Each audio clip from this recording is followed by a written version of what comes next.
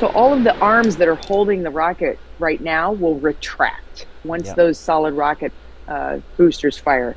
That everything will be off of it, and it's moving. So it's a real tedious time. The rocket's core stage, which houses the 3 flight computers, is now on battery power. So there is no more hold time available because there's no more margin on the batteries. So if we have a hold, we'd have to recycle back to T-minus 10 minutes and recharge those batteries. The count continues. A note now, shortly after liftoff. 1 minute. 1 minute. Shortly after liftoff, Mission Control Houston will take control of the rocket, and my colleague, Leah Cheshire, will take over commentary. T-minus 50 seconds and counting.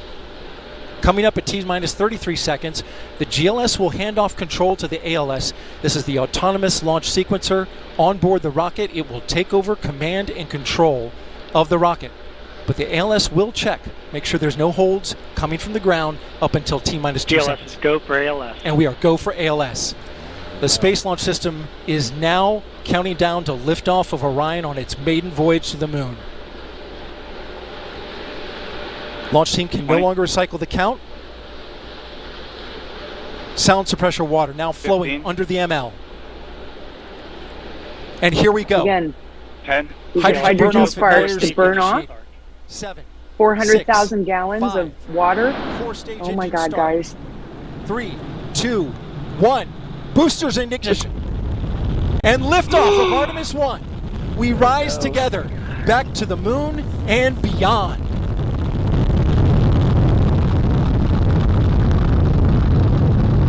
Oh, guys, it's going.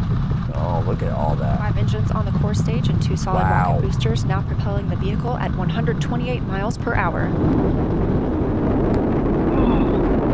That's amazing. Carrying good control. Looks so much like a shuttle launch because of those solid rocket boosters. 30 seconds into the flight of Artemis 1. First milestone will be for the vehicle Same engines too. I'm just so reminiscent to launch.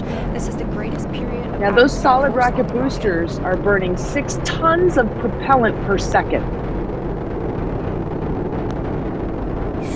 SLS now traveling 607 miles per hour.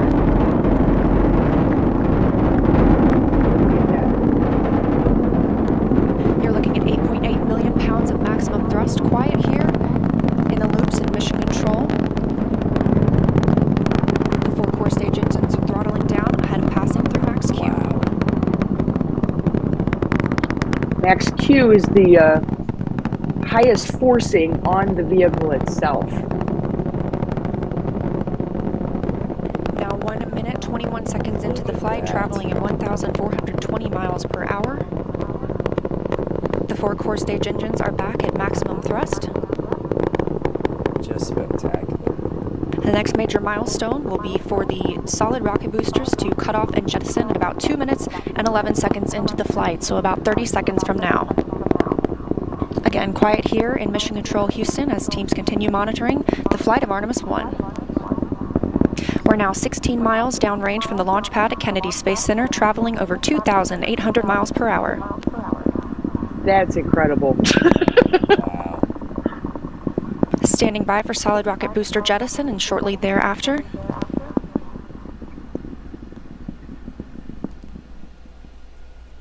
Oh my. Spectacular. Oh my goodness. Confirmation that the solid rocket boosters have separated these 177-foot boosters. Now the core stage continues to power the flight of Orion, all 4 RS-25 engines firing, traveling over 3,400 miles per hour, 46 miles downrange. Wow. 2 minutes and 36 seconds into the flight. Hearing nominal calls here in Mission Control Houston.